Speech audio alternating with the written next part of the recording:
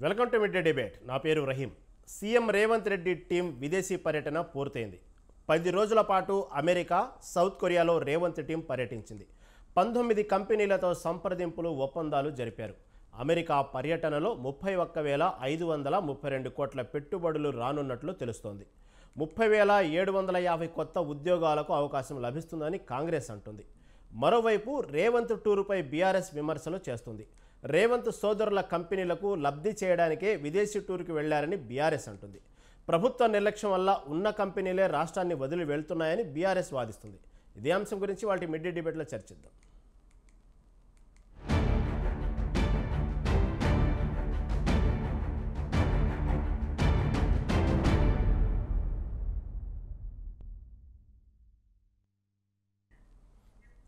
Right. CM Revanth Reddy, IT శాఖ మంత్రి శ్రీధర్ బాబు వీళ్ళిద్దరూ అమెరికా వెళ్ళినప్పటి నుండి రాష్ట్రంలో ఎన్నో మార్పులు, చేర్పులు, అంటే వెళ్ళినప్పటి నుంచి కంపెనీల పెట్టుబడులు పెడుతున్నామంటూ ఏ రోజుకు ఆ రోజు పారిశ్రామిక ప్రతినిధులు సీఎం రేవంత్ రెడ్డి కలుస్తుంటే ఇటు పార్టీలు ఇటు విమర్శిస్తూ ఏదైతే ప్రతిపక్షాలు విమర్శిస్తున్నాయి, మళ్ళీ నిజంగా పెట్టుబడులు పెట్టడానికి తీసుకొస్తున్నారా, లేకపోతే నిజంగా ప్రతిపక్షాలు విమర్శించినట్టు సొంత మనుషులకే కట్టబెడుతున్నారు? ఇదే అంశం గురించి వాళ్ళు మిడ్ డే డిబేట్లో చర్చిద్దాం. మనతో పాటు చర్చించడానికి సిద్ధంగా ఉన్నారు ఉప్పల లక్ష్మణ్ గారు, రాజకీయ విశ్లేషకులు, అదేవిధంగా ప్రేమ్ గాంధీ, బీజేపీ రాష్ట్ర అధికార ప్రతినిధి. ముందుగా ఉప్ప లక్ష్మణ్ గారు, నమస్తే అండి. లక్ష్మణ్ గారు మీట్లో ఉన్నారు, చూడండి ఒకసారి. ఓకే లక్ష్మణ్ గారు చెప్పండి. లక్ష్మణ్ గారు చెప్పండి. ఓకే. తెలంగాణ సీఎం రేవంత్ రెడ్డి, ఇటు ఐటీ శాఖ మంత్రి శ్రీధర్ బాబు ఏమైనా 10 రోజుల పాటు ఇటు అమెరికా, దక్షిణ కొరియా పర్యటనలో బిజీ గడిపారు. ఈరోజు తెలంగాణ రాష్ట్రానికి వచ్చారు రేవంత్ రెడ్డి, ఘనంగా స్వాగతం పలికారు. అంతవరకు బాగానే ఉంది. కానీ వెళ్ళినప్పటి నుండి వచ్చే వరకు ఏ కంపెనీలతో పెట్టుబడులు పెట్టించుకున్నారు, పారిశ్రామికవేత్తలు ఎవరెవరు మన రాష్ట్రానికి పెట్టుబడులు పెట్టడానికి సిద్ధంగా ఉన్నారంటూ ఎప్పటికప్పుడు కాంగ్రెస్ ప్రభుత్వం చెప్తానే ఉంది, ఇటుపక్క ప్రతిపక్ష పార్టీలు విమర్శిస్తూనే ఉన్నాయి. కాబట్టి నిజంగానే పెట్టుబడులు వస్తున్నాయా, నిజంగానే సీఎం రేవంత్ రెడ్డి చెప్పినట్టు భారీ స్థాయిలో పెట్టుబడులు, కొలువులు వస్తున్నాయా, ఏమంటారు దీని గురించి? ఇప్పుడు ఇది ఏమైపోయిందంటే ఈ ముఖ్యమంత్రులు రెండు తెలుగు రాష్ట్రాల్లో చంద్రబాబు నాయుడు కావచ్చు, లేకపోతే జగన్మోహన్ రెడ్డి కావచ్చు, లేకపోతే అంతకుముందున్న కేసీఆర్ కావచ్చు, ఇప్పుడు రేవంత్ రెడ్డి కావచ్చు, వీళ్ళు ఎవరు పర్యటన చేయలేదు అమెరికాకు, లేకపోతే ఇతర దేశాలకు పెట్టుబడులు అని. ఈ పెట్టుబడులు ఇతర దేశాల నుంచి అసలు ఎన్ని వచ్చాయి, గత ప్రభుత్వంలో ఎన్ని వచ్చాయి అన్నది మనం రివ్యూ చేసుకుంటే మనకు చాలా తక్కువ శాతం కనిపిస్తాయి. మరి ఆంధ్రప్రదేశ్ లో అయితే అస్సలు కనిపించదు. ఇప్పుడు వాటి ఒక ఫ్యాషన్ లాగా అయిపోయింది. అమెరికా వెళ్తున్నాం, మరి వాళ్ళ యొక్క వ్యక్తిగత పనుల కోసం వెళ్తూ కూడా ఉండొచ్చేమో, కానీ సరే రాష్ట్రం ఎందుకు వ్యక్తిగత పనులకు వెళ్తే వాళ్ళు సొంత ఖర్చు పెట్టుకోవాలి, రాష్ట్ర అభివృద్ధి కోసం అని చెప్తే ప్రభుత్వం ఖర్చు పెట్టదు అనేది. అది అలవాటు చేసుకున్నారు అందరు. ఇప్పుడు మనం ఇవాళే 19 కంపెనీలతో ఒప్పందాలు, 35,000 కోట్ల పైగా పెట్టుబడులు వస్తాయి అన్న. నిజంగా అది నిజమే అయ్యి రేపు పొద్దున అది ఫ్రూట్ఫుల్ అయితే కనుక ఖచ్చితంగా అభినందించాలా. మా ఇక్కడ ఉన్న నిరుద్యోగులు కూడా ఉద్యోగ అవకాశాలు పెరుగుతాయి, అలాగే రాష్ట్ర అభివృద్ధికి కూడా తోడ్పడతాయి, కాదని ఎవరు అన్నారు. ఏమైంది, మన ఇండియా వాళ్ళే అమెరికాలో ఉంటూ అక్కడ కంపెనీలు పెట్టి అక్కడ ఎక్కువ జీతాలు ఇవ్వాలి కాబట్టి ఇండియాలో కంపెనీలు పెట్టుకొని వర్కులు ఇక్కడి నుంచి చేపిస్తూ, అక్కడి నుంచి వర్కులు పంపిస్తూ, అక్కడ ఇన్వెస్ట్మెంట్ చేస్తూ, అదేదో పెద్ద కంపెనీ అయినట్టు ఆ కంపెనీతో ఈ రాష్ట్రాల ఒప్పందాలు చేసుకున్న సందర్భాలు, మాట్లాడిన సందర్భాలు, చివరికి అవి కంపెనీలు ఎత్తేసి బోగస్ అని తేలినట్టు సందర్భాలు కూడా గతంలో జరిగాయి. అందువల్ల ఏంటంటే ఎవరున్నారు, బంధువుల, చుట్టాల, వీళ్ళ ఫ్రెండ్సా, వాళ్ళ తరపు నుంచి ఆహ్వానాలు వస్తే అక్కడ ఏదో కంపెనీలోనే వెళ్దామని పెద్ద కంపెనీలను కలిస్తే, మల్టీనేషనల్ కంపెనీలు కలిసి వాళ్ళ వైపు నుంచి పెట్టుబడులు వస్తే సంతోషమే, ఖచ్చితంగా మనం అభినందించాలి, ఆహ్వానించాలి. ఇప్పుడు సరే 2-3 నాకైతే మరి ఏదో ఆ 19 కంపెనీల్లో 3-4 కొంచెం పెద్ద కంపెనీల లాగా అనిపిస్తున్నాయి. మరి వాళ్ళు వచ్చారు, కలిశారు, ఏదో ఈ పెట్టుబడులు పెట్టండి అని అడిగారు, వాళ్ళు కూడా పరిశీలిస్తామన్నారు, చూస్తామన్నారు, బాగానే ఉంది, కొంతమందితో ఒప్పందాలు చేసుకున్నారు అని అంటూ. కంపెనీల వారీగా ఒప్పందాలు ఎన్ని అయి ఉంటే, అది 19 అయినాయా, 10 అయ్యా, 5 అయ్యాయా, అసలు ఆ ఒప్పందం రాష్ట్ర ప్రభుత్వానికి ఆ కంపెనీకి ఉన్నటువంటి ఒప్పందం ఏమిటి, ఎప్పుడులోగా ఆ కంపెనీ ఇక్కడ వస్తుంది, ఎప్పటి నుంచి పెట్టుబడులు పెడుతుంది, అలాగే రాష్ట్ర ప్రభుత్వం ఆ కంపెనీకి ఏమి రాయితీలు ఇస్తున్నది అనేది. సరే ఇప్పుడు వచ్చారు హడావిడిగా, ఇప్పుడు కాకపోయినా ఒక 10 రోజులకో నెలకైనా కూడా వాటిని జనానికి తెలియచెప్పాల్సిన అవసరం ఉంది. లేకపోతే ఏమైతుంది, జనం మర్చిపోతారు, అయ్యో వస్తున్నాయి అంటుంటారు వీళ్ళు, తీరా 1 సంవత్సరం గడిచిపోతుంది, జనం మర్చిపోతారు, ఇది యుద్ధావటే అయ్యో వచ్చా అంటుంటారు. అందువలన వాటిని ప్రకటించి, ఇదిగో యాక్షన్ ఆఫ్ ప్లాన్, ఫలానా కంపెనీ ఫలానా టైంలో వస్తుంది, పెట్టుబడులు పెడుతుంది, సో దాని నిర్మాణ పనులని దానికి ఒక 1 సంవత్సరమా 2 సంవత్సరాల పట్టవచ్చు, ఇదిగో ప్రభుత్వం, రాష్ట్ర ప్రభుత్వం ఏమేమి ఇప్పుడు విద్యుత్ రాయితీలు ఇస్తుందా, ల్యాండ్ కేటాయిస్తున్నదా, ఇతర రాయితీలు ఏమేమి ఇస్తున్నారు అన్నటువంటి అంశాన్ని కూడా చెప్పాలి. చెప్తున్నారా? వచ్చి అవి ఆపి ఆ సంస్థ ముందుకు వచ్చింది, ఈ సంస్థ ముందుకు వచ్చింది అని చెప్పి ప్రచారం మాత్రం బ్రహ్మాండంగా తీసుకుంటారు. అదేదో పూర్వ రాజుల కాలం యుద్ధానికి వెళ్ళి ఒక రాజ్యాన్ని జయించుకొని తిరిగి రాజ్యానికి వస్తే కులవార గుర్తించి ప్రజలందరూ స్వాగతం పలికి ఆహ్వానిస్తారు. చూసాము ఇవాళ రేవంత్ రెడ్డి గారు, మా ప్రజాస్వామ్య ప్రభుత్వము, మేము దుబారా చేయము, మేము ప్రజల మనుషులము అంటే అంత ఆహ్వానం అవసరమా? టూ మచ్ గా అనిపిస్తున్నది నాకైతే. సరే భయం మాట్లాడుకుంటే మనం ఏం చేయలేము దానికి. దానికి ఎంత అడావిడి చేశారు, అమెరికాకు పోయి వస్తుంటే అంత అడావిడినా. ఇక్కడ ఫ్రూట్ఫుల్ అయిన తర్వాత అడావిడి చేయొచ్చు, అభినందించవచ్చు. సరే ఆరోపణలు ఎన్నో ఉంటాయి. ఒక ముఖ్యమంత్రి వెళ్ళాడంటే అమెరికానా మళ్ళీ వేరే దేశాలు కూడా పోయాడు ఆయన. ఇక్కడ ఏం జరుగుతుంది, అక్కడ ఏం జరుగుతుంది, ఇక్కడ ఏం జరుగుతుంది, ఏమో స్వలాభం కోసం పోయాడేమో అని ఆరోపణలు కూడా చేసేవాళ్ళు ఉంటారు, ప్రతిపక్షాలు చేస్తాయి. అందుకని అవన్నీ ఆరోపణలు రాకుండా ఉండాలి అంటే ఖచ్చితంగా ప్రభుత్వం పారదర్శకంగా ఉంటూ వచ్చిన తర్వాత 10 రోజులకో నెల రోజులకో వాస్తవం, ఇదిగో ఈ కంపెనీలో దీనివల్ల ఇంత ఎంప్లాయ్మెంట్ వస్తుంది, రాష్ట్ర ప్రభుత్వం వాళ్ళకి సహాయం చేస్తున్నది, వాళ్ళు పెట్టుబడులు పెడుతున్నారు, యాక్షన్ ప్లాన్ ఇది, సంవత్సరం పడుతుందా 2 సంవత్సరాల కల్లా అవి వస్తాయి అనేటువంటి దాన్ని చెప్పగలిగితే 1 సంవత్సరం 2 ఏళ్ల తర్వాత మళ్ళీ క్వశ్చన్ చేయడానికి ఉంటుంది. వచ్చాయా రావా, ఏం జరిగింది, మరి చెప్పారు కదా. అవును లక్ష్మణ్ గారు, అవును మీరు చెప్పినట్టుగా, వచ్చాము, అవును మీరు చెప్పినట్టుగానే, అవునవును మీరు చెప్పినట్టుగానే ముఖ్యమంత్రులు రావటం, అమెరికా వెళ్ళటం, ఈ పెట్టుబడులు పెట్టడం, కంపెనీలు రావటం అని మనం వింటుంటాం. రేవంత్ రెడ్డి కాదు, గతంలో ముఖ్యమంత్రులు కూడా విన్నాం. కాకపోతే పర్యటన వెళ్ళినప్పుడల్లా ఆ సంబంధించి ఏదైతే వీళ్ళు కంపెనీలు చెప్తున్నారో ఆ కంపెనీకి సంబంధించిన సీఈఓలు కానివ్వండి, ఆ సంబంధించిన అధికారులు, లేకపోతే దానికి సంబంధించినటువంటి పెట్టుబడిదారు ఎవరున్నారో కలుస్తూ ఉంటారు. ఆ ప్రతినిధులు కలిసి మనం కూడా ఇప్పుడు విజువల్స్ కూడా చూస్తున్నాం. ఆ కంపెనీలకు సంబంధించిన సీఈఓలతో ఫోటోలు పంపిస్తూ ఉంటారు, ఒప్పందాలు జరిగినాయి అంటుంటారు.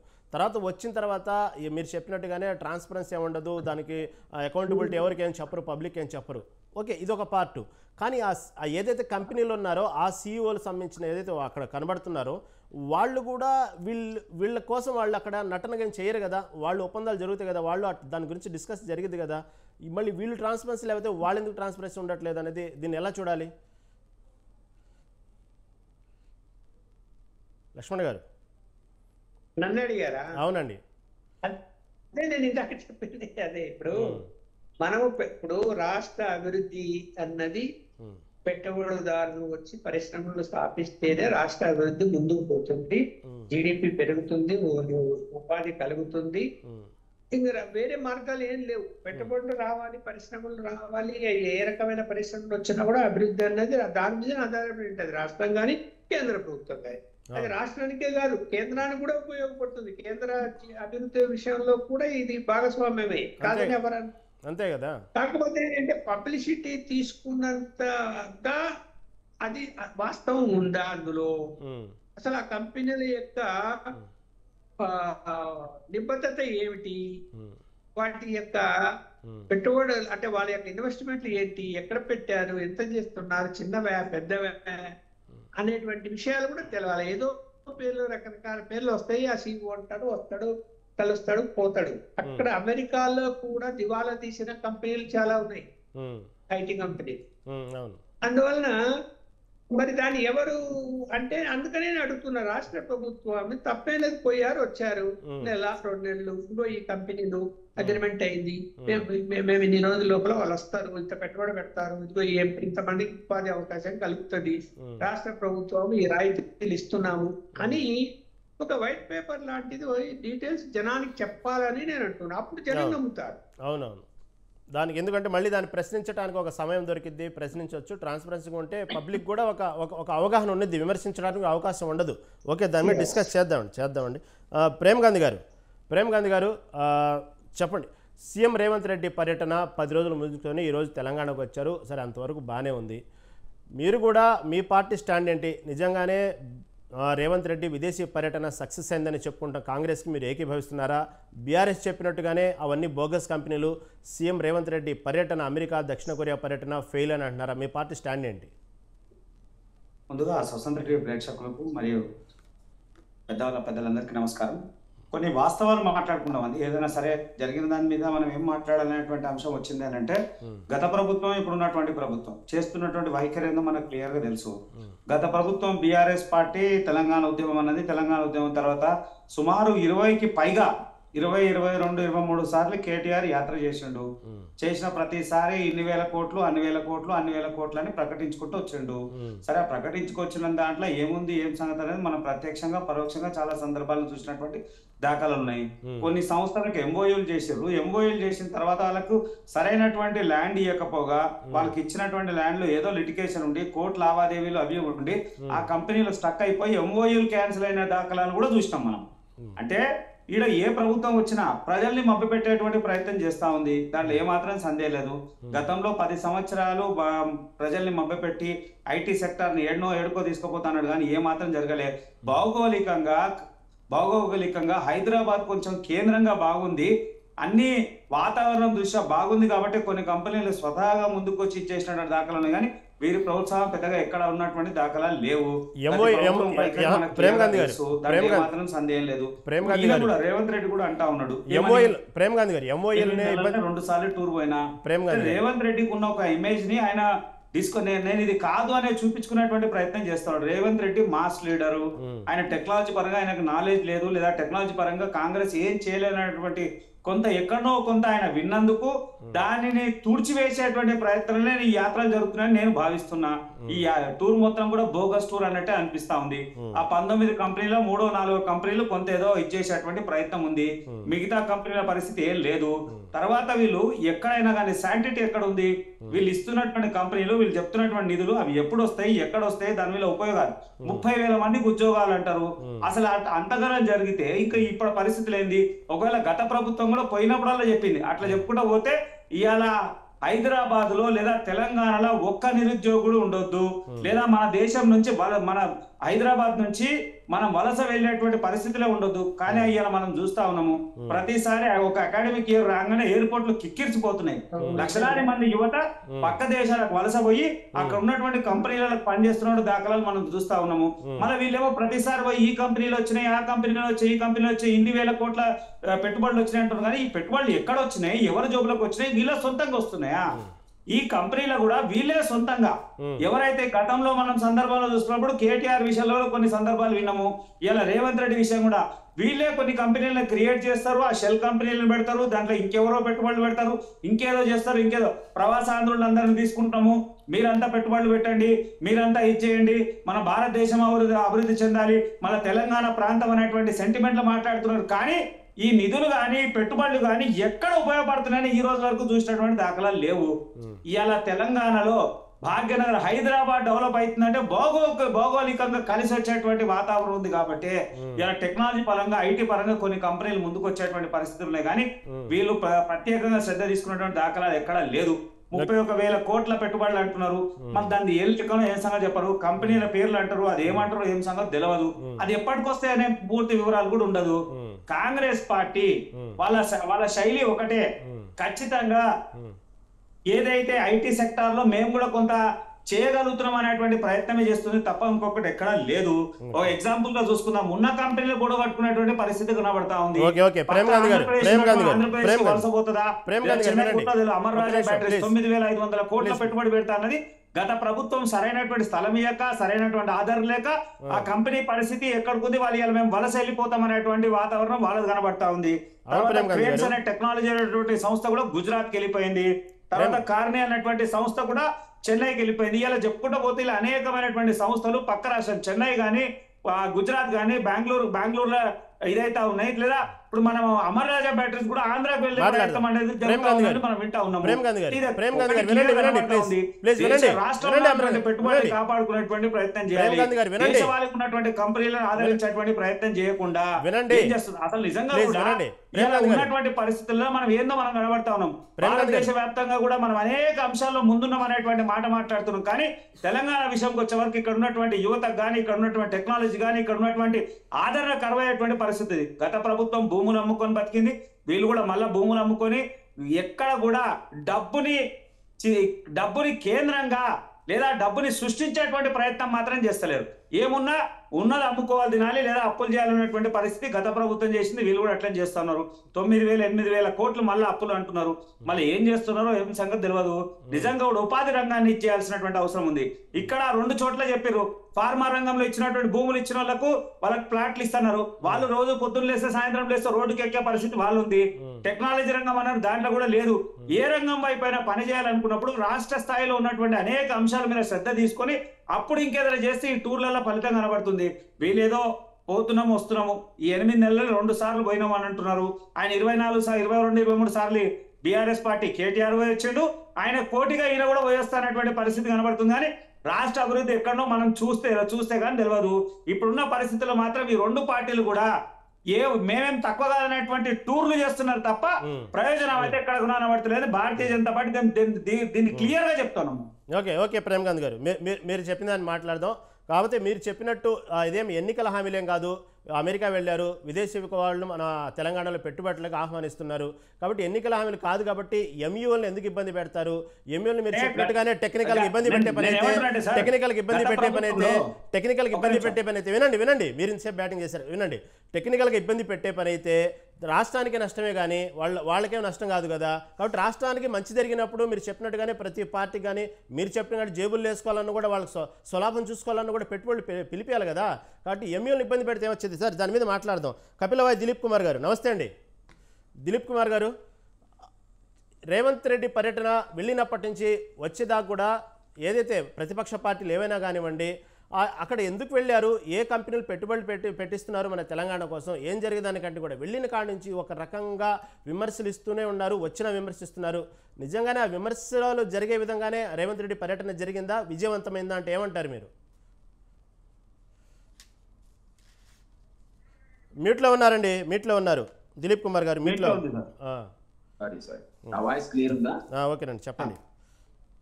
ఇప్పుడు మనం అంత ఫ్రస్ట్రేట్ అయ్యి మాడాల్సిన అవసరం లేదు. ఎవరైనా ఏ ప్రభుత్వం అయినా, గత ప్రభుత్వాలైనా ఇప్పటి ప్రభుత్వాలైనా, ఇది ఒక ఎఫర్ట్. ఒక ఎఫర్ట్ లో గతంలో మనం చూసాం, ఇక్కడ బెంగళూరు తర్వాత ఇప్పుడు హైదరాబాద్ డెఫినెట్ గా ఒక ఐటీ హబ్ క్రియేట్ అయింది. వాళ్ళ మిత్రుడు అన్నట్టు దాని న్యాచురల్ ఫినామినా కింద దానంతా అదే అయితే డెవలప్ కాదు. అస్తోగుస్తో ఇన్ఫ్రాస్ట్రక్చర్ క్రియేట్ చేసి మీరు పెట్టుబడులు ఆకర్షించేటువంటి పద్ధతి ఉంటే తప్ప ఎవరు వచ్చి ఇక్కడ పెట్టుబడులు పెట్టరు. ఎందుకంటే ఒరిస్సాలో ఎవరు పెట్టట్లేదు, ఆ పక్కకు ఉన్నటువంటి మధ్యప్రదేశ్లో ఎవరు పెట్టట్లేదు. ఎందుకు పెడతారు? హైదరాబాద్ డెఫినెట్ గా ఒక పీరియడ్ ఆఫ్ టైం ఈ యొక్క ఐటీ హబ్ డెవలప్ అయింది. బెంగళూరు తర్వాతనే ఉండొచ్చు, ఇప్పటికి కూడా బెంగళూరే నెంబర్ 1 ఉంటుంది మనతో పోలిస్తే. బట్ మనం ఆ ఇన్ఫ్రాస్ట్రక్చర్ క్రియేట్ చేయకుండా, వాళ్ళకి రాయితీలు ఇవ్వకుండా, ఆ అట్మాస్ఫియర్ లేకుండా ఎవరు రారు. సరే, వాట్ ఎవర్ ఇట్. ఇంతకుముందు గతంలో కేటీఆర్ ప్రయత్నం చేసి ఉండొచ్చు, ఫెయిల్ అయి ఉండొచ్చు. ఆయన ఫెయిల్ అయ్యాడు కాబట్టి మనం కూడా ఇంట్లో కూర్చోవాలన్న నియమం కూడా లేదు. ప్రభుత్వం ఖచ్చితంగా కొత్తగా వచ్చిన ప్రభుత్వం కూడా ఎఫర్ట్ చేయాల్సిన అవసరమే ఉంటుంది. బిగినింగ్ లోనే దావోస్ పర్యటన, తర్వాత మీ పర్యటన లోపల వాళ్ళు చెప్తుంది, ఆ టూర్కు పోయి వచ్చినటువంటి మన ప్రభుత్వ ప్రతినిధులు ఏదైతున్నారో, ముఖ్యమంత్రితో సహా, ఐటీ మినిస్టర్ సహా, మన సెక్రటరీలు వాళ్ళు చెప్పేది ఏంటంటే దాదాపు 31,700 కోట్లు పెట్టుబడులు వస్తున్నాయని అన్నారు. ఎస్, లక్ష్మణరావు అన్నది కరెక్టే. గతంలో ఉన్నటువంటి కంపెనీలు ఎన్ని వచ్చాయి, ఎన్ని పోయాయి, లేదా ఎన్ని దుకాణం ఎత్తేసి మళ్ళీ పక్క స్టేట్స్కి వెళ్ళిపోయాయి లేదా మూసుకున్నాయి. అవి దెబ్బతిన్నాయి లేదా మూతపడ్డాయనేటువంటి అవసరం కూడా ప్రజలకు హక్కు ఉంది, తెలుసుకోవాల్సింది. మనం అడగచ్చు కూడా ఆ లిస్ట్ ఏంటో ముందు చెప్పండి. కానీ అంత మాత్రం చేత కొత్త ఎఫర్ట్ చేయకూడదని కానీ లేదా వాటిని అట్రాక్ట్ చేయడానికి వీళ్ళు ఒక ప్రయత్నం చేయకూడదు కానీ అనడానికి వీళ్ళే. సో అది కంటిన్యూస్ ప్రాసెస్. అది ఒకటి క్లిక్ అయితే ఒకటి క్లిక్ కాదు. బట్ ప్రభుత్వంలో ఉన్న తర్వాత ఆ ఎఫర్ట్ చేయడానికి మనం ఇప్పుడు కూడా తప్పడానికి వీల్లేదు. ఇప్పుడు ఈసారి వాళ్ళు పోయిన దాంట్లో కొన్ని రంగాలు వాళ్ళు ప్రస్తావించారు. 31,700 కోట్లు మేము తీసుకొస్తున్నాం, దాంతో దాదాపు 30,000 ఉద్యోగాలు క్రియేట్ అవుతాయని ఒక అంచనా వాళ్ళు. సో దానికి వాళ్ళు కొన్ని పేర్లు కూడా చెప్పారు. అవన్నీ మనం గతంలో ఇప్పుడు ఉన్నటువంటి ప్రాసెస్ అనేది ఉంది కదా. ఫర్ ఎగ్జాంపుల్ గ్రీన్ ఎనర్జీ గురించి హెచ్ఆర్ సొల్యూషన్స్ కావచ్చు, లేదా కాగ్నిజెంట్తో కొత్తగా ఎక్స్పాన్షన్ చేసామంటున్నారు. అమెజాన్ వాడు ఆల్రెడీ ఉన్నాడు, ఇంకా కాస్త ఎక్స్పాన్షన్ అడిగామన్నారు. సో ఆర్టిఫిషియల్ ఇంటెలిజెన్స్ కూడా ప్రతి దగ్గర మనం వినపడుతున్నమాట. మరి ఆ రంగంలో కూడా మనం సెమీ కండక్టర్స్ కూడా ఈ 2 సెక్టార్స్లో మేము ఇన్వెస్ట్మెంట్ అడిగామన్నారు. సో మనకు కాదని లేదు. ఇదే పద్ధతిలో ఎలక్ట్రానిక్ వెహికల్స్ ఇవాళ రేపు వరల్డ్ వైడ్గా ఎలక్ట్రానిక్ వెహికల్స్ మన దగ్గరే మన కళ్ళ ఎదురుగా తింటూ ఉన్నాయి. సో కొత్త కొత్త కంపెనీలు వస్తా అంటే మనకు కాదని లేదు కదా. సో ఈ రకంగా యాక్చువల్గా వాళ్ళందరూ వస్తారా రారా? Yes, definitely. ఇక్కడ మనం ఆ నిరాశవాదంతో మాట్లాడితే ఎవడు రాడు. సో మీరు కొన్ని రాయితీలు ఇవ్వాల్సిందే, ఇన్సెంటివ్స్ ఇవ్వాల్సిందే. ఇవన్నీ ఇచ్చినా కూడా ఇప్పుడు రావచ్చు, ఇప్పుడు రాకపోవచ్చు, ఇప్పుడు పెట్టినా కూడా లాస్ పోవచ్చు. ఇది నేను కాదను. అదే పద్ధతిలో కొరియా పోయారు, అక్కడ ఆటోమొబైల్ ఫేమస్. అది అదే పద్ధతిలో వరంగల్లో 10 ఏళ్లలో మనం ఎక్కడ కూడా టెక్స్టైల్ పార్క్ డెవలప్ అయింది చూడలేదు. ఎప్పుడూ ఆర్భాటంగా ప్రకటించారు. మరి ఇంతవరకు గవర్నమెంట్ పెట్టింది లేదు, ప్రైవేట్ పెట్టింది లేదు. మరి ఇప్పుడు అక్కడ నుండి కొరియన్ టెక్స్టైల్ ఇండస్ట్రీ ఏది ఉందో వాళ్ళు అక్కడ మేము పెట్టుబడి పెడతామని ముందు కోసం మనం స్వాగతించాల్సిందే. రేపు పొద్దున వాళ్ళు మాకు లేదు వరంగల్ హైదరాబాద్ పెడతా, పోచంపల్లిలో పెడతా అంటే కూడా మనం ఆల్టర్నేట్ అరేంజ్మెంట్ చేయాల్సి వస్తాం. నేను I cannot deny that. So ఇప్పుడున్నటి దాంట్లో ఈవెన్ మనం చూసినట్టయితే స్కిల్కి సంబంధించినటువంటి మెమరాండం ఆఫ్ అండర్స్టాండింగ్ పెట్టుకున్నా ఉన్నారు. తర్వాత రకరకాల దాంట్లో రకరకాల విషయాల లోపల మనం చూసాం. వాళ్ళు కొన్ని ఎఫర్ట్ చేశారు. అదేవిధంగా లైఫ్ సైన్సెస్లో చేశా అన్నారు, ఫార్మా ఇండస్ట్రీలో చేశా అన్నారు, కొన్ని డాటా సెంటర్ సంబంధించిన దాంట్లో చేశా అన్నారు, క్లౌడ్లో చేశా అన్నారు. సో ఇవన్నీ కూడా నిజంగా కూడా వాటిలో పొటెన్షియల్ ఉన్నటువంటి రంగాలు. ఈ రంగాల్లో మనం డెఫినెట్లీ వరల్డ్లో బెస్ట్ ఏం కాదు. మనం ఎంత భారత ప్రభుత్వం ప్రయత్నించినా, తెలంగాణ ప్రయత్నం చేసినా ఇప్పటికి కూడా అతి చిన్న దేశమైన సౌత్ కొరియాలో ఉన్నంత డెవలప్మెంట్ ఆటోమొబైల్లో కానీ, గ్రీన్ ఎనర్జీలో కానీ, లైఫ్ సైన్స్లో కానీ, ఐటీలో కానీ, ఏఐలో కానీ మనం లేవు. సో వాళ్ళ దగ్గర నుంచి మనం నేర్చుకోవాల్సింది కూడా ఉంటుంది. ఆ కంపెనీలు ఆహ్వానించడమే కాకుండా మన యువతకు శిక్షణ అయిపోయి స్కిల్ అన్నారు. ఆ స్కిల్లో అయితే ఖచ్చితంగా ట్రైనింగ్ తీసుకోవచ్చు కదా. సో ఇవన్నీ ఒక ఎఫర్ట్ చేసి వచ్చిన తర్వాత నేను ఏమంటానంటే దాన్ని మనం అండర్మైన్ చేయలేము. Yes, I agree. గతంలో ఎన్నో రకాల సార్లు పోయారు, తిరిగి వచ్చారు, అంత బోగస్. అదే మరి అడుగుదాం, దాన్ని కూడా ఒక వైట్ పేపర్ ఇవ్వండి. ఎవడు వచ్చాడు? అమర్ రాజా గురించి చెప్పారు. అమర్ రాజా బ్యాట్ లిస్ట్ లో దిలీప్ కుమార్ అందరూ తెలుసు. అక్కడ ఉన్న అట్మాస్ఫియర్ వాళ్ళు ఎంబడి చేంజ్ చేసినట్టుగా ఉంది కాబట్టి దిలీప్ కుమార్ వాళ్ళు అక్కడి నుంచి షిఫ్ట్ అయ్యి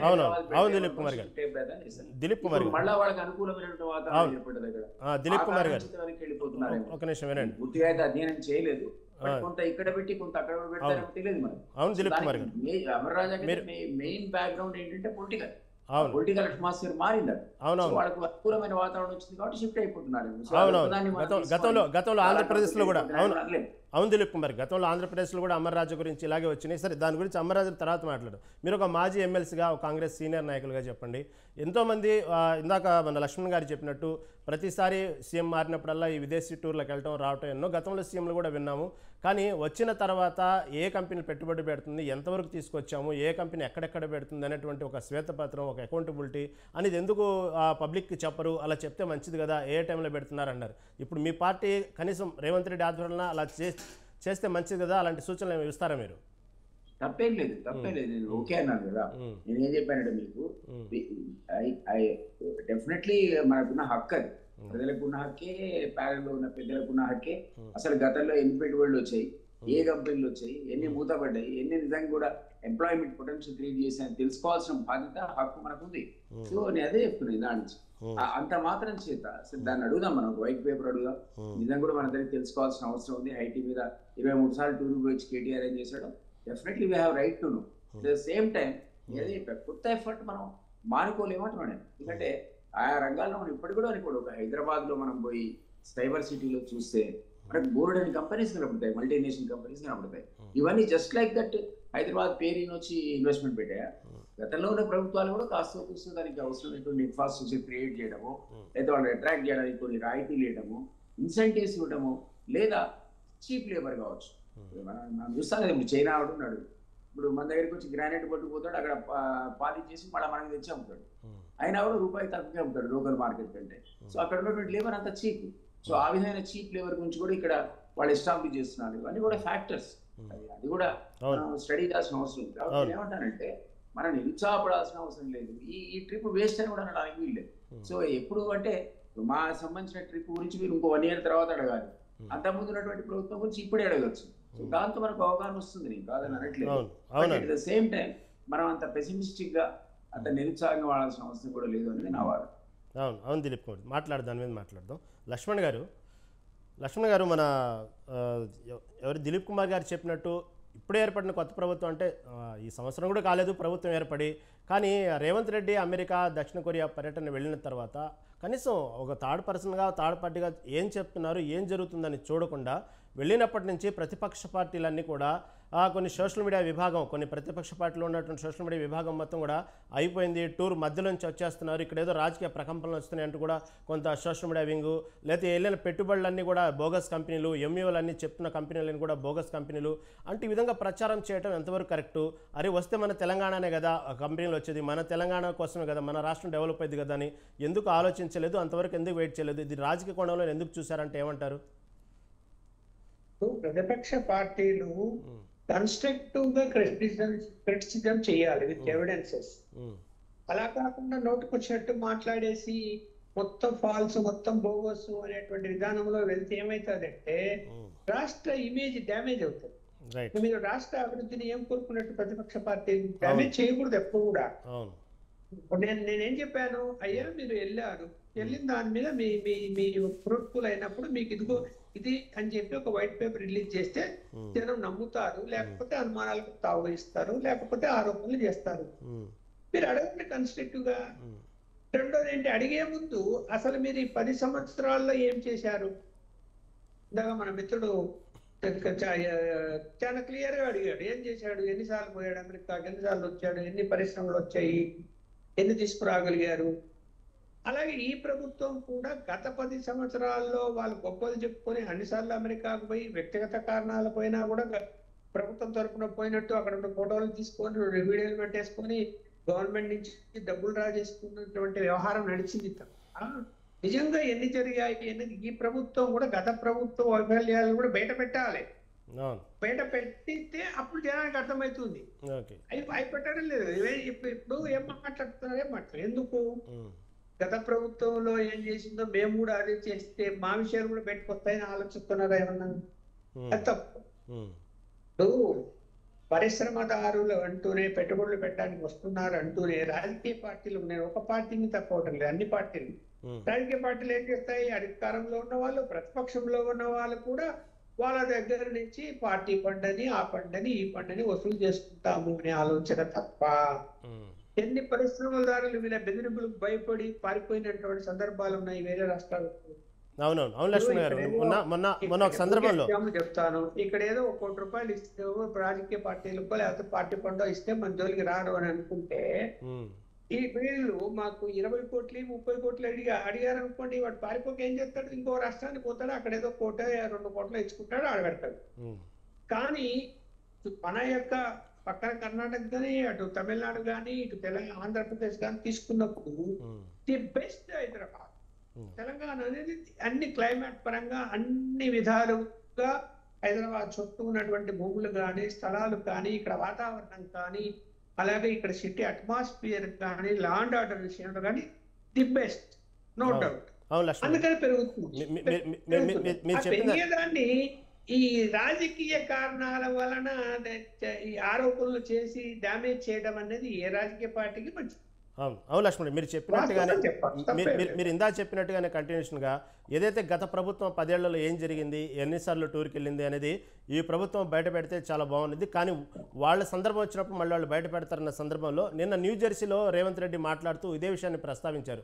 గతంలో ఎంతోమంది ముఖ్యమంత్రులు రావచ్చు మీ దగ్గరికి, మీరు వచ్చి మా రాష్ట్రంలో పెట్టుబడులు పెట్టండి అని మిమ్మల్ని ఆహ్వానించవచ్చు. కానీ నేను అలా ఆహ్వానించట్లేదు. తెలంగాణలో పెట్టుబడులు పెట్టడం వల్ల మా రాష్ట్రం బాగుపడింది, మా రాష్ట్రంలో ఉన్నటువంటి యువతకు ఉద్యోగాలు కల్పిస్తారు, కాబట్టి మా రాష్ట్రం డెవలప్మెంట్ కోసం మీరు రండి అని అడుగుతున్నాను అన్నట్టు అక్కడ ఉన్నట్టు న్యూ జెర్సీ సంబంధించిన పారిశ్రామికవేత్తలు మనసును దోచుకున్నారంటూ కూడా ఒక స్టేట్మెంట్ వచ్చింది మీడియాలో. కాబట్టి గతంలోలా కాదు, నా టూర్ సపరేట్ అనేది కూడా ఎక్కువ ట్రాన్స్పరెన్స్ చేయడానికి ప్రయత్నించారు రేవంత్ రెడ్డి. చెప్పండి లక్ష్మణ్ గారు. ఇప్పుడు పరిశ్రమదారుల ఎదుట మాట్లాడటము, అది ప్రెస్ నోట్ రావడము, ఆ ఉపన్యాసాలన్నీ కూడా ఎవరో రాపియడము, పాయింట్లు రాపియడము, ఇవన్నీ సహజంగా జరిగేటివి ఎవరు అధికారంలో ఉన్నా. కానీ ఇంటర్నల్ గా ఏం జరుగుతున్నది వాళ్ళతో, అది కదా ఇంపార్టెంట్. అక్కడ కదా బ్రేక్ అవుతుంది. పరిశ్రమలు రాకుండా పోవడానికి ఇంటర్నల్ వ్యవహారాల వలన రాకుండా పోతున్నాయి, అది ఇంపార్టెంట్. ఆ విషయంలో నిజంగా రాష్ట్ర అభివృద్ధికి విషయంలో చిత్తశుద్ధి ఉంటే అసలు ఇంటర్నల్ వ్యవహారాన్ని బంద్ చేయాలి. బంద్ చేస్తే సంతోషంగా వస్తారు. లేకపోతే ఎక్కడ వస్తారు చెప్పండి. అటువంటి వాతావరణం ఉండాలి. సమర్పించుకోవాలి, మొదలైనప్పటి నుంచి మళ్ళీ సమర్పించుకోవాలి, ప్రొడక్షన్ వచ్చినప్పుడు మళ్ళా సమర్పించుకోవాలి. అంటే ఆందోళన చెందుతారా లేదా పరిశ్రమదారులు? ఎవరైతే ఎంఓఏలు ఉన్నారో వాళ్ళకి అనుకూలమైన వాతావరణం కలిగిస్తేనే కదా పెట్టుబడులు పెట్టేది స్టేట్ లో. ఇప్పుడు అలాంటి లైన్ లేకపోతే వాడు వచ్చినప్పుడు వాడేం చేస్తాడు, వాడు ఇంకా పెద్ద అవినీతి పాల్పడడానికి ప్రయత్నం చేస్తాడు. అవునవును, నాకు అవి ఇవ్వండి జరిగినాయి. రాయితీలు ఇచ్చే విషయంలో కూడా ఏమైపోతుందంటే బేరాలు పెడతారు. అవును, కొన్ని జరిగిన సందర్భాలు, కొన్ని కంపెనీలు జరిగిన సందర్భాలు ఉన్నాయి. కోరుకున్నటువంటి రాజకీయ పార్టీలు, అన్ని పార్టీలు ఒకే మాట మీద ఒకే పద్ధతి మీద ఉండగలిగితే, రాష్ట్ర అభివృద్ధి చెందాలని ఆశించగలిగితే పెట్టుబడులు వస్తాయి, నిరుద్యోగులకు ఉపాధి అవకాశాలు పెరుగుతాయి, జీడిపి పెరుగుతుంది, రాష్ట్రం మంచిగా ముందుకెళ్తుంది.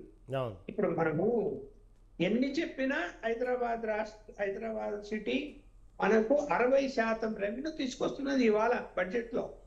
చిన్న విషయం కాదు ఇది. రాష్ట్రం అంతా ఒక ఎత్తు, 60% హైదరాబాద్ ఒక్కటే తీసుకొస్తుంది రెవెన్యూ. ఆ రెవెన్యూ ఇంకా పెరుగుతుంది. ఇప్పుడు ఈ పరిశ్రమలన్నీ రాగలిగితే ఒక 3-4 సంవత్సరాల్లో 60% కాదు 70% పోయినా ఆశ్చర్యపోక్కర్లేదు. అందువలన ప్రతిపక్ష పార్టీలు ఏంటంటే ఊరికి నేను దుబారాగా నూరు పారేసుకొని మాట్లాడడం కంటే వాస్తవాలు ఏవో తెలుసుకొని మాట్లాడితే బాగుంటుందని నేను చెప్తాను. అవును, ఓకే, మాట్లాడుతుంది దాని మీద మాట్లాడుతున్నా లక్ష్మణ్ గారు. ప్రేమ్ గాంధీ గారు, మన బిడ్డల కొలువు కోసం, మన రాష్ట్ర యొక్క పరిశ్రమల కోసం, ఫ్యూచర్ స్టేట్గా తెలంగాణ బ్రాండ్ కోసం, దీనికోసమే నేను అమెరికా, దక్షిణ కొరియాలో 10 రోజుల పాటు పర్యటించా. కాబట్టి మనకు అన్ని మంచి రోజులు, ఇది ఇచ్చిన రేవంత్ రెడ్డి స్టేట్మెంట్. ఇది తెలంగాణలో అడుగు పెట్టగానే పర్యటన అయిపోయిన తర్వాత. దీన్ని మీరు ఏకీభవిస్తారా? మన బిడ్డల కొలువు కోసం, మన రాష్ట్ర అభివృద్ధి కోసం, మన స్టేట్ బ్రాండ్ కోసం అంటే వాళ్ళు సరే, ఏ ప్రభుత్వం అయినా మంచి జరిగినప్పుడు స్వాగతించేటువంటి అవకాశం అన్ని పార్టీలకు ఉంటుంది, అందరి పార్టీ నాయకులకు ఉంటుంది. దాంట్లో భారతీయ జనతా పార్టీ కూడా అతీతంగా ఖచ్చితంగా స్వాగతిస్తుంది, దాంట్లో ఏమాత్రం సందేహం లేదు. ఒకనొక సందర్భంలో రేవంత్ రెడ్డి వ్యక్తిగత విషయం అనుకు బండి సంజయ్ గారు చెప్పారు, రేవంత్ రెడ్డి గురించి మంచి విషయాలు కూడా చెప్పారండి. బండి సంజయ్ గారు మాట్లాడుతూ రేవంత్ రెడ్డి వ్యక్తిగత విషయం ఆయన మంచోడు ఇట్ట సంగతి అని. హరీష్ రావు సందర్భం వచ్చినప్పుడు హరీష్ రావు గురించి కూడా చెప్పారు. ఇక్కడ ఏమంటున్నామంటే ఈ పెట్టుబడులు అనేటువంటి అంశము అంకెల గారిడి లెక్కనే ఉందా? ఎప్పుడైతే బడ్జెట్లు ఇచ్చినట్టు ఇన్ని కోట్లు అంటున్నాయా, లేకుంటే ఆచరణకు వస్తా ఉందా అనేటువంటిది ప్రయత్నంలో కొంచెం మేము ఆలోచించి మాట్లాడుతున్నాం తప్ప వేరే ఏం లేదు. ఎవరిని విమర్శించాలనేటువంటి అవసరం లేదు. రాష్ట్ర ప్రభుత్వం, రాష్ట్ర ప్రతినిధిగా వారు అక్కడికి వెళ్ళారు రేవంత్ రెడ్డి గారు. ఆయన వ్యక్తిగత పర్యటన కాదు, లేదా సంబంధించినటువంటి శాఖ మంత్రి దుద్దిల్ల శ్రీధర్ బాబు గారు కూడా ఉన్నారు. కాబట్టి పెట్టుబడులను ఆకర్షించడానికి, లేదా పెట్టుబడుల ద్వారా రాష్ట్రంలో ఉద్యోగాన్ని ఎవరైతే నిరుద్యోగులు ఉన్నారో వారికి ఉపాధి కలిగేటువంటి అవకాశం ఉంది, రాష్ట్ర అభివృద్ధి అవకాశం ఉంది అనేటువంటి లక్ష్యంగా వాళ్ళు వెళ్ళారు. మేము స్వాగతిస్తున్నాం దాని మీద. కానీ గత ప్రభుత్వం కూడా ఇట్లనే చెప్పి చాలా సార్లు వెళ్ళింది, కానీ ఆ స్థాయి అభివృద్ధి ఇక్కడ కనబడతలేదు. అంటే వాళ్ళు 10 సంవత్సరాల రేవంత్ కేటీఆర్ ఒక 20 సార్లు పోయొచ్చిండు, 25 సార్లు పోయొచ్చిండు. రేవంత్ రెడ్డి 8 నెలల్లో 2 సార్లు పోయిండు కదా. అంటే ఆ లెక్కన ఎన్నిసార్లు పోయి వీళ్ళు ఇన్నిసార్లు పర్యటనలు చేస్తున్నారు. వ్యక్తిగత పర్యటనలు అవుతున్నాయా, రాజకీయ పర్యటనలు అవుతున్నాయా, లేదా రాష్ట్ర ప్రయోజనాలకు చేస్తున్నటువంటి పర్యటనలు అవుతున్నాయా? కొంచెం ఆలోచించాల్సినటువంటి అవసరం ప్రభుత్వం ఉంది, పెద్దలందరిది ఉంది. సరే వివిధ పార్టీలు ఉన్నటువంటి నాయకులు అందరిది బాధ్యత ఉంది. లక్ష్మణ్ గారు పిల్లలు ఒక మాట చెప్పారు, ఒక వైట్ పేపర్ అంటే ఒక వచ్చినటువంటి పెట్టుబడి ఎంత, దానివల్ల రాష్ట్రానికి ఎంత ప్రయోజనం జరిగింది, ఏ రకమైనటువంటి ప్రయోజనం జరిగింది, గత ప్రభుత్వం ఏం చేసింది, మేము ఇచ్చేస్తాం అనేటువంటి ఒక శాంటిటీకి ప్రజల బాధ్యత తీసుకొని పోతే ఖచ్చితంగా నాయకులలో మార్పు కనబడుతుంది, ప్రభుత్వం ఉన్నటువంటి మార్పు కనబడుతుంది.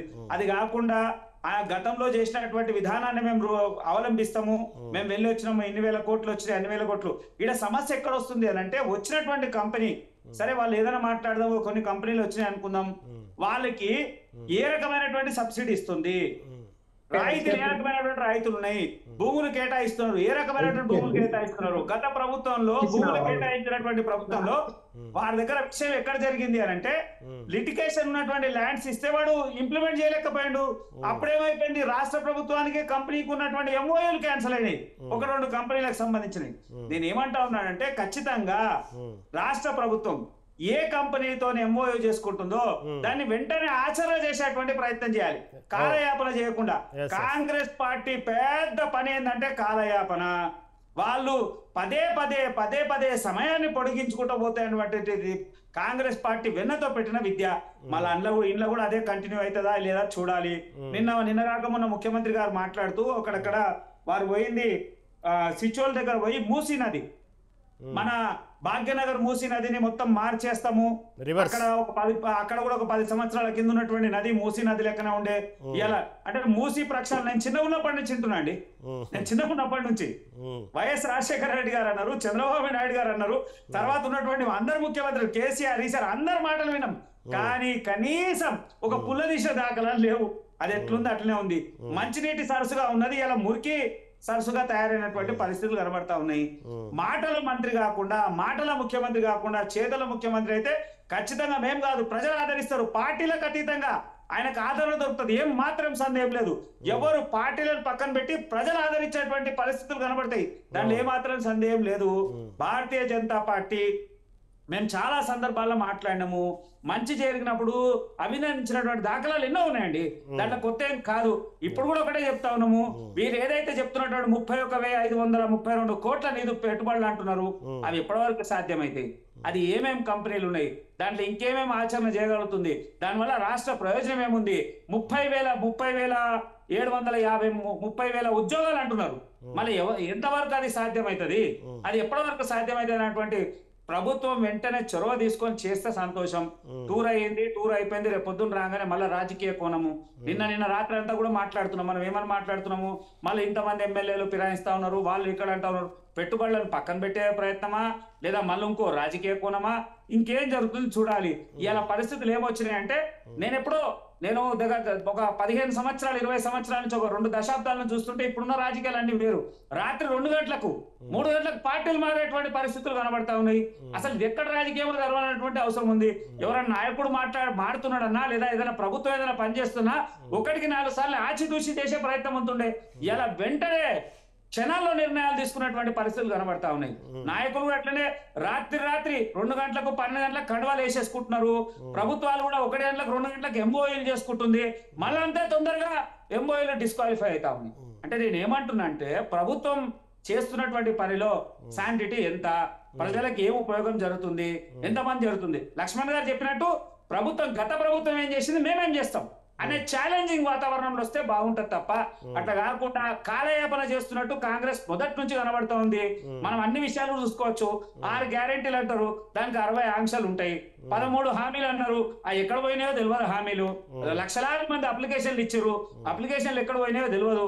ఇవాళ వరకు 10-20% మాత్రమే ఆచరణ ఉంటే 80% కాలయాపన జరుగుతూ ఉంది. ప్రభుత్వం వైఖరి కరెక్ట్ కాదు. ప్రభుత్వం ఏదైనా విషయం మీద ఉందనుకో, ఖచ్చితంగా నిఖచ్చిగా పనిచేసేటువంటి ప్రభుత్వం ఉండాలి. అప్పుడైతేనే ప్రజలు ఆదరిస్తారు. ఓకే, మీరు చెప్పినట్టుగానే ఆ 2 పార్టీల మధ్య వ్యత్యాసం చూపించినప్పుడు కాంగ్రెస్ ప్రభుత్వం ఏదైతే చేయదలుచుకుందో, చెప్పదలుచుకుందో హామీల్లా కాకుండా దీన్ని కూడా స్టేట్ని డెవలప్ చేయాలంటారు. ఓకే, మంచిగా చెప్పారు ప్రేమ్ గాంధీ. మాట్లాడుతుంది దాని గురించి. దిలీప్ కుమార్ గారు, ప్రేమ్ గాంధీ గారు చెప్పినట్టు ఏదైతే మూసీ రివర్ ఫ్రంట్ డెవలప్మెంట్ ఉందో అన్ని పార్టీలు చెప్పినట్టుగానే మీ పార్టీ చెప్పిందా? గతంలో కూడా అక్బరుద్దీన్ ఓవైసీతో పాటు అక్బరుద్దీన్ ఓవైస్తో పాటు వెళ్ళి గతంలో కూడా ఈ మూసీ రివర్స్ ఫ్రంట్ గురించి కూడా కొంతమంది ప్రతినిధులు కలవటం జరిగింది. మళ్ళీ మీ పార్టీ కూడా అదే స్టాండ్ తీసుకుంటుందా? మూసీ రివర్ ఫ్రంట్ డెవలప్మెంట్ గురించి మీ పార్టీ స్టాండ్ ఏంటి తెలుసుకునే ముందు, మూసీ రివర్ ఫ్రంట్ డెవలప్మెంట్ గురించి గతంలో అన్ని పార్టీలు ఇలాగే చెప్పినాయి. ఇప్పుడు రేవంత్ రెడ్డి విదేశీ పర్యటనలో భాగం కూడా మూసీ రివర్ ఫ్రంట్ గురించి అనేక ప్రతినిధులు కలవటం జరిగింది. మరి దాని మీద ఎంతవరకు డెవలప్మెంట్ అయింది ఏందని మనతో పాటు ఇప్పుడే జాయిన్ అయ్యారు యాదగిరి గారు, బీఆర్ఎస్ నాయకులు. యాదగిరి గారు నమస్తే అండి. యాదగిరి గారు మ్యూట్లో ఉన్నట్టు. ఓకే యాదగిరి గారు చెప్పండి. సీఎం రేవంత్ రెడ్డి పర్యటన 10 రోజులు ఇటు అమెరికా, దక్షిణ కొరియాలో జరగడం అందరూ తెలిసిన విషయమే. దీని మీదే ఉదయం నుంచి అనేక చర్చలు జరుగుతున్నాయి. తెలంగాణలో ఘనంగా అతను ఆహ్వానించడం కూడా జరిగింది. కానీ వెళ్ళినటువంటి పర్యటన అంతా బోగస్ అంటూ కూడా బీఆర్ఎస్ మొదటి నుంచి ప్రచారం చేస్తుంది. ఇప్పుడు కొన్ని కంపెనీల పేర్లు ఏమైతే వాళ్ళకి సంబంధించిన రక్త సంబంధికులు అంటూ కూడా ప్రచారం జరుగుతుంది. మీరు తెలంగాణ రాష్ట్ర అభివృద్ధి కోసం సీఎం రేవంత్ రెడ్డి వెళ్ళారు అనే దాన్ని ఎందుకు ఏకీభవించలేకపోతున్నారు? అంత గట్టిగా మీరు ఎందుకు ఆ బోగస్ కంపెనీలు ఎలా చెప్పగలుగుతున్నారంటే ఏమంటారు? ముందుగా మీకు ప్యానెల్లో ఉన్న వారికి, స్వతంత్ర టీవీ ప్రేక్షకులకు నమస్కారం. ఇప్పుడు రేవంత్ రెడ్డి గారు నిజంగా పెట్టుబడులకే పోతే ఆయన తీసుకొచ్చిన కంపెనీలకు ఊరు పేరు లేని కంపెనీలతోటి రేవంత్ రెడ్డి గారి టీం పోయి ఎవరితోటి ఒప్పందం చేసుకున్నది? గతంలో కొన్ని కంపెనీలు మన దగ్గర ఉన్న కంపెనీలు, అదే విధంగా వాళ్ళ సోదరుల పేరు మీద, బినామీ పేర్ల మీద పెట్టుబడి పెట్టేటువంటి కంపెనీలను మాత్రమే ఆయన తీసుకొచ్చి ఆయన సొంత పనులను చక్కబెట్టుకున్నాడు. కానీ ఈ రాష్ట్రానికి ఎలాంటి ఉపయోగం లేనటువంటి పర్యటన మాత్రమే ఆయన ముగించుకొని దిగ్విజయంగా వస్తున్నాడు అని చెప్పి మేము మా పార్టీ తరఫున చెప్పదలుచుకున్నాం. Okay okay. ఇప్పుడు స్వచ్ఛ బయో వాల్కర్ర ప్రకటన అది ఎంతవరకు ఆయన తీసుకొచ్చి 31,500 కోట్ల పెట్టుబడులు అంటూ సర్కారు ప్రచారం చేస్తుంది. కానీ వాస్తవానికి అవి గతంలో కూడా మన బీఆర్ఎస్ ప్రభుత్వం అందులో కొన్ని కంపెనీలు తీసుకొచ్చినాయే వాళ్ళు చేస్తున్నారు. కానీ ఆయన సొంతంగా తీసుకొచ్చినాయి వాళ్ళ సోదరుల పేరు మీద ఉన్నటువంటి వాళ్ళ సోదరులు ఇక్కడ డబ్బులు తీసుకుపోయి అక్కడ పెట్టి వాళ్ళు పేర్లు మార్చుకొని వాళ్ళ సోదరులకు కంపెనీల ద్వారానే ఈ రాష్ట్రానికి పెట్టుబడి పెట్టేసి వాళ్ళు అసలు కనీసం ఆ కంపెనీలు ఎక్కడ పేరు ప్రచారం లేనటువంటి కంపెనీలకు కూడా మేము ఒప్పందం చేసుకున్నాం, పెట్టుబడులు చెప్తున్నాం అని చెప్పేసి ప్రచారం చేసుకుంటుండు. కానీ నిజంగా కూడా ఎక్కడ కూడా ఈ రాష్ట్రానికి, రాష్ట్ర నిరుద్యోగ యువతకు ఉపయోగపడేటువంటి కంపెనీలు మాత్రం ఈ రేవంత్ రెడ్డి గారు మాత్రం తేలేదు. కేవలం ఆయన వచ్చింది, ఆయన తీసుకొచ్చింది ఆయన సోదరుల లబ్ధి కోసం, ఆయన సొంత కుటుంబ లబ్ధి కోసం మాత్రమే ఈ పర్యటన జరిగింది. మీరు చెప్పినట్టుగానే యాదగిరి గారు ఊరు పేరు లేని కంపెనీలు రేవంత్ రెడ్డి పర్యటనలో భాగంగా తీసుకొస్తే ఏదైతే ఫైనాన్షియల్ సర్వీసెస్లో ప్రపంచంలోనే నెంబర్ 1 అయినటువంటి చార్లెస్ స్క్వాబ్ అనే కంపెనీ మొట్టమొదటిగా మొదటి యూనిట్ హైదరాబాద్లోనే పెట్టడానికి ముందుకొచ్చి ప్రకటించింది. దీన్ని ఏమంటారు?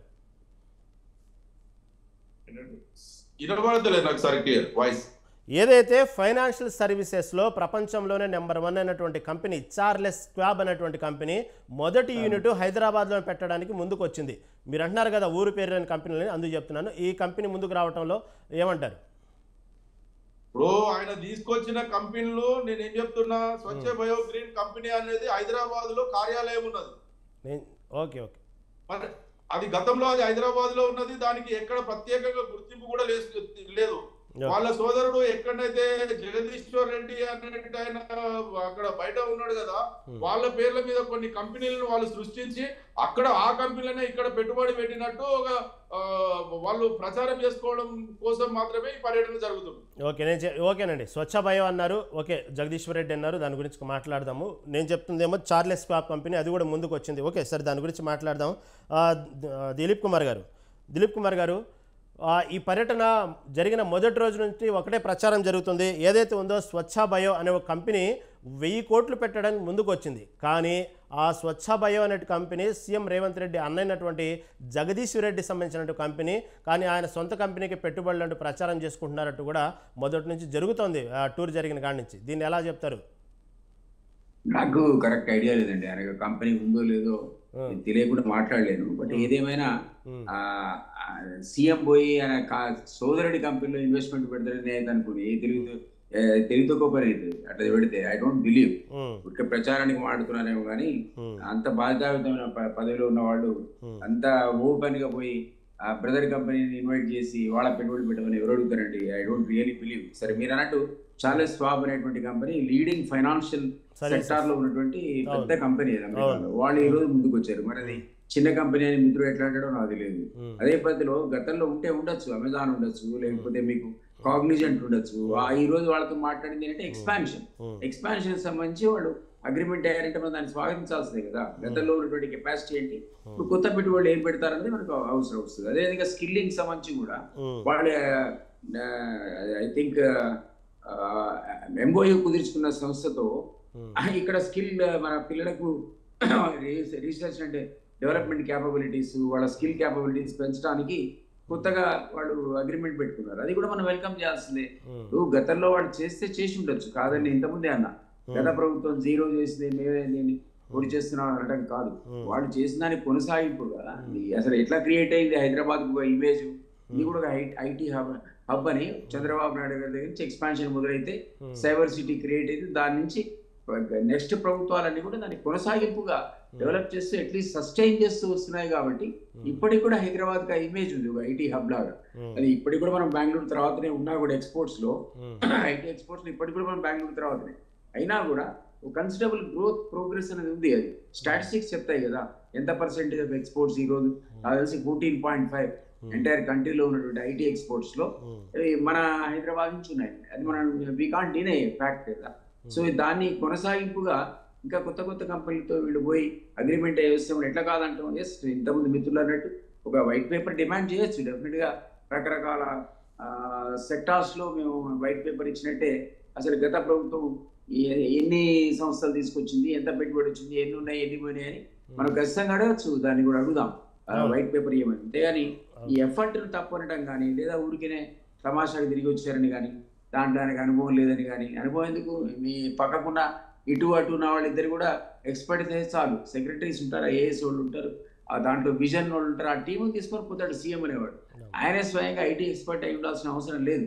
దీని ఒక ఫ్యూచర్ సిటీ అని ఆయన అంటున్నాడు. కాబట్టి ఫ్యూచర్ సిటీగా మార్చడానికి ఏ రాయితీలు ఇస్తారు, ఏ పెట్టుబడులు ఆహ్వానిస్తారు, ఇవన్నీ కూడా ఒక కాంప్రహెన్సివ్ వాళ్ళ ముందుకు ప్రజెంట్ చేస్తే వాళ్ళు అట్రాక్ట్ అవుతూ వస్తారు. అది మనం ఏ రకమైన ఇచ్చామన్నది అది వేరే అంశం. గతంలో ఎన్ని రాయితీలు ఇచ్చాము, దానివల్ల లాభం జరిగిందా నష్టం జరిగిందా అనేది వేరే చర్చ. బట్ ఈ రోజు వాళ్ళు ఈ అట్మాస్ఫియర్ మా దగ్గర ఉంది, మీరు రండి అనే దాంట్లో ముఖ్యంగా నేను ఇంతమంది అన్న ఆర్టిఫిషియల్ ఇంటెలిజెన్స్ లో ఈరోజు ప్రపంచం అంతా పరిగెత్తుంది, ఎలక్ట్రానిక్ వెహికల్స్ పరిగెత్తుంది. ఉండాయి గతంలో ముందైనా లేదని కాదు, ఉంది. కానీ దాని ఎక్స్పాన్షన్ గురించి సంబంధించినటువంటి అగ్రిమెంట్ మీరు కొత్తగా పెట్టుకున్నారనుకోండి, మీరు ఎట్లా కాదంటారు. అదేవిధంగా టెక్స్టైల్ సంబంధించి గతంలో పెట్టుబడి తక్కువ, కొరియా పోయి ఇప్పుడు ఈరోజు వరంగల్లో పెట్టుబడికి వాళ్ళు ఒప్పించామంటున్నారు. అది ఎన్ని కోట్లకు నాకు కూడా కరెక్ట్ ఐడియా లేదు, కానీ జరిగింటే మాత్రం 10 years నుంచి అయితే వేస్ట్ అయింది కదా. వరంగల్లో ఐటీ పార్క్ రాలేదు, సారీ ఏమంటారు టెక్స్టైల్ పార్క్ రాలేదు. ఆ టెక్స్టైల్ పార్క్ సంబంధించిన ఇన్వెస్ట్మెంట్స్ మీరు తీసుకొస్తా అంటే how can be say no. So ఇవన్నీ కూడా ఒక పాజిటివ్ యాంగిల్లో మనం చూడాలి. గతంలో ఏం జరిగింది అనేది పక్కకు పెడితే ఇప్పుడు వాళ్ళు ఏం చేయబోతున్నారో, ఎస్ లక్ష్మణరావు అన్నట్టు ఏ కంపెనీలు వస్తున్నాయి, ఎంత పీరియడ్లో వస్తాయి, దాని పెట్టుబడి ఏ క్వాంటంలో ఉంటుంది, ఇవన్నీ వివరాలు ఖచ్చితంగా తెలుసుకోవాల్సిన హక్కు ప్రతిపక్షాలకు ఉంటుంది, ప్రజలకు ఉంటుంది. మనం ఎక్స్పెక్ట్ చేద్దాం within 6 months or 1 year government will come up with statement that ఇవి మేము పోయింది, ఇవి మేము తీసుకొచ్చిందని. Let us not be pessimistic అంటున్నాను. టూర్ కాగానే ఇది వృధా పోయిందని అనుకోవాల్సిన అవసరం లేదు అనేది నా సబ్మిషన్. అవును, అంటే ఇందాక యాదగిరి గారు ఒక ప్రశ్న లేవనెత్తారు, అలాగే బీఆర్ఎస్ కూడా ఈ ప్రశ్న పదే పదే లేవనెత్తుతుంది. గత 10 ఏళ్లలో బీఆర్ఎస్ హయాంలో ఉన్నటువంటి కంపెనీలు ఏదైతే ఆల్రెడీ వర్కింగ్లో ఉన్న కంపెనీల గురించే మళ్ళీ అమెరికాలో కలిసి వీళ్ళు కొత్తగా కంపెనీలు హైదరాబాద్ తీసుకొస్తున్నట్టు, దానికి సంబంధించినటువంటి కార్యకలాపాలు మొదలు పెట్టబోతున్నాం అన్నట్టు చెప్తున్నారు. ఆల్రెడీ ఆ కంపెనీకి సంబంధించిన కార్యకలాపాలు మొదలయ్యాయి, వర్క్ ఇక్కడ జరుగుతుందంటూ కూడా చెప్తున్నారు. దీన్ని ఎలా మీ పార్టీ దీనికి ఏ విధంగా సమాధానం చెప్పింది? దిలీప్ కుమార్ గారు. ఓకే, దిలీప్ కుమార్. అవునవును దిలీప్ కుమార్ గారు, మీ వాయిస్ చాలా లో ఉందండి. లో ఉందా? దిలీప్ కుమార్ గారు, యాదగిరి గారు కానివ్వండి, బీఆర్ఎస్ పార్టీ చెప్తున్న విషయం ఏంటంటే పదే పదే ఆల్రెడీ ఇప్పటికే హైదరాబాద్లో అంటే బీఆర్ఎస్ హయాంలో ఉన్నటువంటి కంపెనీలు అయితే కార్యకలాపాలు ఆల్రెడీ జరుగుతున్నాయి. కానీ కార్యకలాపాలు జరుగుతున్న కంపెనీలనే మళ్ళీ అక్కడ న్యూజెర్సీలో అమెరికాలో అక్కడ కలిసి వీళ్ళు కొత్తగా కార్యకలాపాలు మొదలు పెట్టబోతున్నట్టు కాంగ్రెస్ పార్టీ ప్రకటించుకుంది. ఇది ఎంతవరకు న్యాయం అంటున్నారు? లేదు, మీరు గతంలో ఉన్న కంపెనీస్ పేర్లు కూడా చెప్పారు మీకు. వాటి యాక్టివిటీ ఎక్స్పాన్షన్ గురించి మాట్లాడుతున్నాం. అంటే ఆ ఉన్న పెట్టుబడులకు మించి వాళ్ళు ఫర్దర్ ఇన్వెస్ట్మెంట్ చేస్తున్న సందర్భంలో మనం దాన్ని వెల్కమ్ చేయాలంటున్నాను. అంతకుముందు ఇక్కడ అమెజాన్ లేదని కాదు, అంతకుముందు కాగ్నిజెంట్ లేదని కాదు, అంతకుముందు హుండాయ్ లేదని కాదు. బట్ ఫర్దర్ ఎక్స్పాన్షన్ లోపల వాళ్ళు అంతకు మించిన పెట్టుబడి, ఉన్న పెట్టుబడి అయితే దానికి 3 రెట్లు 4 రెట్లు పెట్టడానికి వాళ్ళు అగ్రిమెంట్ అయ్యారనుకోండి, దాన్ని మనం వెల్కమ్ చేయాల్సిందే కదా అనేది నా పాయింట్. ఓకే సార్, మాట్లాడదాం. లక్ష్మణ్ గారు, ఆల్రెడీ లక్ష్మణ్ గారు ఇప్పటికే ఏదైతే ఉందో స్వచ్ఛ బయో అనేటువంటి కంపెనీ 1000 కోట్లు పెట్టి ముందుకు వచ్చింది. 1000 కోట్లు పెట్టడానికి దానికంటూ కూడా కాంగ్రెస్ పార్టీ పెద్ద ఎత్తున ప్రచారం జరిగిన రెండో రోజే బీఆర్ఎస్ పార్టీ ఏదైతే స్వచ్ఛ బయో కంపెనీ స్వయంగా సీఎం రేవంత్ రెడ్డి అన్న జగదీశ్వర్ రెడ్డి అంటూ కూడా దానికి సంబంధించినటువంటి బాగా ప్రచారం జరుగుతూ ఉంది. నిజంగానే స్వచ్ఛ బయో కంపెనీ ఉందా అంటే ఏమంటారు? నిజంగానే దానికి సంబంధించింది సీఎం వాళ్ళ అన్నదేనాది? సరిగా వినపడలేదు. స్వచ్ఛ అంటే స్వచ్ఛ బయో కంపెనీ పేరు, స్వచ్ఛ బయో అండి కంపెనీ పేరు. వినపడిందా క్లారిటీగా? కంపెనీ పేరు కదా. అవునవును, ఆ కంపెనీ 1000 కోట్లు పెట్టడం ముందుకు వచ్చింది. రేవంత్ రెడ్డి గారిని ఒక్కరినే తప్పబట్టక్కర్లేదు. ఓకే, రాజకీయాలకి ఎవరొచ్చినా కూడా బంధువులు చుట్టాలు వాళ్ళందరూ కూడా వాళ్ళందరి పేరుతో కంపెనీలు వెలవటము, బినామీలుగా ఉపయోగించుకోవటం, వాటిని ప్రమోట్ చేయటం అన్నది సహజంగా జరుగుతున్నది. బట్ రేవంత్ రెడ్డి గారు కూడా అంత ఏం అతీతుడే కాదు దానికి నేనైతే అనుకుంటున్నాను. ఇది కూడా స్పష్టంగా కనిపిస్తున్నది కదా, ఏం చేస్తున్నాడు, ఏం జరుగుతున్నాయి, ఏంటి. బయట ప్రచారం ఎలా జరుగుతున్నది, ఆయన బ్రదర్స్ ఈ రియల్ ఎస్టేట్ సంబంధించిన అంశాల్లో బాగా ఇన్వాల్వ్ అయ్యారు అని. అంతకుముందు ఏమో కేటీఆర్ మొత్తం చేశాడు, కేటీఆర్ గుప్పిట్లో పెట్టుకున్నాడు, కవిత గుప్పిట్లో పెట్టుకుంది అనేటువంటి ఆరోపణలు వచ్చాయి. ఇప్పుడేమో ఆయన సొంత తమ్ముళ్ళు 2 ఉన్నారంటే ఆ 2 మీద వస్తుంది, విపరీతంగా వస్తున్నాయి. మామూలుగా ఎక్కడో ఒక చోట గుసగుసలాడుకుంటారంటే అది మాకు ఆయన తెలుసు, వాళ్ళు పరిష్కరిస్తారు, మీరు మా దగ్గరికి రండి అని చెప్పి పిలుస్తున్న వాళ్ళు కూడా ఉన్నారు. నేనే ఒక ఆయనతో మాట్లాడితే నాకు ఎవరో నంబర్ ఇచ్చి అడిగి చూడంటే అడిగాను. చెప్తున్నాడు, కొండలరావు గారు ఆయన నాకు ఇది మన ఇట్లా ఫోన్ చేస్తే ఇక్కడికే వచ్చేస్తాడు అని. అంటే సరే, ప్రచారాలు దుష్ప్రచారాలు ఉంటాయి, లేనివి కల్పించి కూడా ప్రతిపక్షాలు చెప్తారు, బయట వాళ్ళు కూడా చెప్తారు కాదను. కానీ చాలా జాగ్రత్తగా పరిపాలన అయితే చెయ్యాలి. ఎందుకంటే ఇక్కడ హైదరాబాద్ చాలా కాస్ట్లీ అయిపోయింది, ల్యాండ్స్ విషయంలో అయితే మరీ కాస్ట్లీ అయిపోయి బాగా డెవలప్ జరుగుతున్నప్పుడు ఆరోపణలు వస్తాయి. అలాగే అనేక సమస్యలు ఉన్నాయి వాటి మీద. ఆ సమస్యలను పరిష్కరించే విషయంలో చేతులు మారుతుంది. గత ప్రభుత్వంలో విపరీతంగా మరే ఇప్పుడు కూడా స్టార్ట్ అయిపోయి ఉన్నాయి ఆల్రెడీ. ఇప్పుడు అందరికీ కూడా ఏంటంటే అవసరం ఉంది, ఎవరి అవసరాలు వాళ్ళకు ఉన్నాయి. మేము ఎన్నికల్లో ఖర్చు పెట్టామంటారు. ప్రజలు కూడా ఏంటంటే డబ్బులు తీసుకొని ఓట్లే వేసే పరిస్థితి పోవటం లేదు. ఇక్కడ పోయింది ఒకప్పుడు, ఇప్పటికి పోయింది. ఎంత డబ్బులు ఖర్చు పెడుతున్నారన్నది మన కల్లారా చూస్తున్నాము. దాని ఏమైనా ఆపగలిగిందే ఎలక్షన్ కమిషన్? ఆపలేకపోతున్నది. చట్టాలు సరిగ్గా లేవు. అందువల్ల ఏంటంటే కరప్షన్ అన్నది ఎప్పుడైతే ఉందో అది మరి ఇప్పుడు మా అన్న సొంత ముఖ్యమంత్రి, లేకపోతే మా చిన్నాన్న ముఖ్యమంత్రి, లేకపోతే మా మేనమా ముఖ్యమంత్రి అంటే ఇక ఎలా ఉంటారు చెప్పు? ఏమైనా పూర్వకాలం రాజకీయ నాయకుల కుటుంబాన్ని దూరంగా పెట్టడానికి నాయకులు చూసామా? కుటుంబాలు దూరంగా పెట్టారు, రాజకీయాలకే ఎంట్రీ కానివ్వరు. కాబట్టి ఆ కంపెనీ ఏదైనా సరే పాలన అయిపోయినాయి ప్రాంతీయ పార్టీలు. కాంగ్రెస్ పార్టీ కుటుంబ పాలన చెప్పడం లేదు. ఒకప్పుడు ఉన్నా కూడా అది కాస్త పద్ధతి మార్చుకొని జాతీయ స్థాయిలో కొంత మార్పులు చేసుకుంటున్నాయి. ప్రాంతీయ పార్టీలు ఎక్కడ చేసుకుంటున్నాయి? చేసుకోవడం లేదు. అవును, సమయం చాలా తక్కువ ఉందండి, మాట్లాడదాం. ప్రేమగాంధీ గారు, చివరిగా చెప్పండి, ఏదైతే ఇటుపక్క సీఎం రేవంత్ రెడ్డి అమెరికా వెళ్ళి కంపెనీలు తీసుకొస్తున్నారని ఇటుపక్క ఎదురు చూస్తూ ఉంటే, ఇటు నుంచి అమర్ రాజా కంపెనీ వేరే రాష్ట్రానికి వెళ్తుందంటూ కూడా బీఆర్ఎస్ ప్రచారం చేస్తుంది. నిజంగానే కాంగ్రెస్ పార్టీ వైఖరి వల్ల అమర్ రాజా కంపెనీ ఇక్కడి నుంచి పోతుందా? మీరు దాన్ని ఏకీభవిస్తారా అంటే ఏమంటారు? ముందుగా ఇప్పుడు ఉన్నటువంటి కాంగ్రెస్ కానీ గత పార్టీ ఉన్నటువంటి బీఆర్ఎస్ కానీ ఈ 2 పార్టీల వైఖరి కూడా మనం పూర్తిగా అబ్జర్వ్ చేస్తూ ఉంటే వీళ్ళు ఎక్కడ కూడా ప్రజల పక్షాన ఉద్యమైనటువంటి దాఖలాలు లేవు.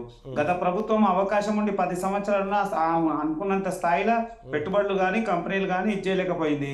ఇప్పుడు ఉన్నటువంటి ప్రభుత్వం సరే వాళ్ళన్న 8 నెలల్లో ఏం చేసారు అంటే 2 సార్లు 2 ట్రిప్లు అయినాయి. ఆ 2 ట్రిప్లు వీళ్ళు ఏం సాధించారు అనేది పూర్తిగా మనం వేచి చూడాలి. పెద్దలు దిలీప్ కుమార్ గారు అంటున్నారు కొంత సమయం పడుతుంది, ఏముంది ఏం సంగతి అని. మేము ఒకటే అంటా ఉన్నాము, సమాజానికి దేశానికి లేదా ప్రజలకి లేదా నిరుద్యోగులకు భారతదేశంలో యువత ఎక్కువ ఉన్నారని మనం చాలా సందర్భాలు మాట్లాడుతుంటాము. తెలంగాణ రాష్ట్రం మొత్తంలో 1 కోటి జనాభా మన హైదరాబాద్ లోనే ఉంది, భాగ్యనగర్ లోనే ఉంది.